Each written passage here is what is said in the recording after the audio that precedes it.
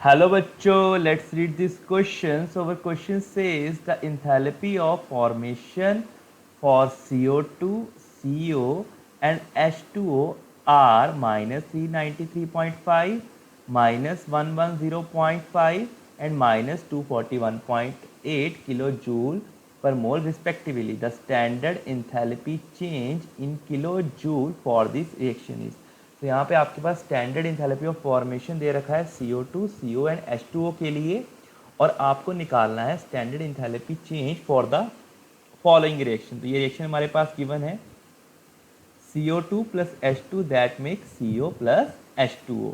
तो इसके लिए हमें इंथैल्पी ऑफ रिएक्शन निकालना है। तो पहले हम इसका की कॉन्सेप्ट देख लेते हैं। इसके लिए की कॉन्सेप्ट हमारा देख लेते हैं। तो पहले तो हमें पता होना चाहिए कि standard enthalpy of formation of H2, standard enthalpy of formation of जो हाइड्रोजन का होता है वो ज़ीरो होता है, क्योंकि नेचुरल स्टेट में H2 जो है नेचुरल स्टेट में H2 की फॉर्म में ही एग्जिस्ट करता है।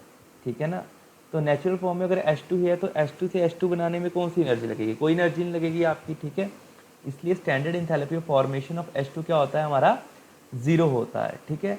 देन सेकंड थिंग कि इंथैल्पी ऑफ रिएक्शन जो होता है, स्टैंडर्ड इंथैल्पी ऑफ रिएक्शन जो होता है ये बराबर होता है summation of enthalpy of formation of all the products, enthalpy of formation of all the products minus summation of enthalpy of formation of all the reactants, enthalpy of formation of all the reactants। ठीक है।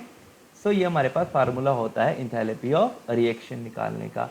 तो इस question में हमारे पास reactant side पे क्या है? CO2 and H2, and product side पे क्या है हमारे पास? CO and H2O। So enthalpy of reaction, enthalpy of reaction अगर हमें निकालना है, स्टैंडर्ड इंथैल्पी ऑफ रिएक्शन, तो पहले तो प्रोडक्ट्स की इंथैल्पी ऑफ फॉर्मेशन लिख लेते हैं। So enthalpy of formation of, enthalpy of formation of किसकी आएगी? पहले CO की लिख लेते हैं हम, plus enthalpy of formation of किसकी आ जाएगी आगे? H2O की आ जाएगी। ठीक है, minus enthalpy of formation of reactant में क्या है आपका? CO2 and H2। So enthalpy of formation of, standard enthalpy of formation of किसकी आ जाएगी? पहले तो CO2 की, CO2 की plus standard enthalpy of formation of H2, standard enthalpy formation of H2। तो यहाँ पे पहले हम इंथैल्पी ऑफ फॉर्मेशन एक्स से नोट कर लेते हैं, देन ब्रैकेट में हम H2 लिख लेंगे यहाँ पे। ठीक है, standard enthalpy of formation of H2। So H2 की स्टैंडर्ड इंथैल्पी ऑफ फॉर्मेशन कितनी होगी? ज़ीरो होगी। ये तो हम वैल्यू हम स्टार्टिंग में की कॉन्सेप्ट में ये बात जान चुके हैं ऑलरेडी। ठीक है, सो आगे हम देखते हैं इन सभी की वैल्यूज पुट करके हमारा आंसर कितना आता है।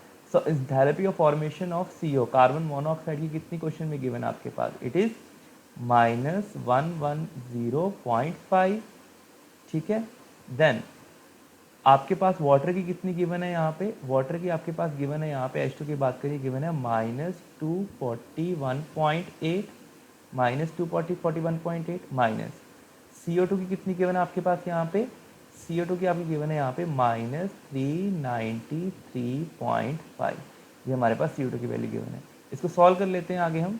देखो माइनस माइनस ये तो नेगेटिव कॉमन ले ले यहाँ से, 110.5 प्लस 241.8 और माइनस माइनस प्लस हो जाएगा तो ये आ जाएगा 393.5, और इसको आप सॉल्व करोगे तो आपके पास आंसर आ जाएगा 41.2, और यूनिट्स करेंगे इसकी किलो जूल पर मोल।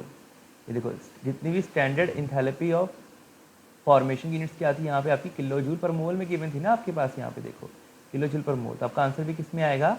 किलो जूल पर मोल में आएगा। ठीक है, so our final answer is option B, option B. So I hope you understood it well. Best of luck.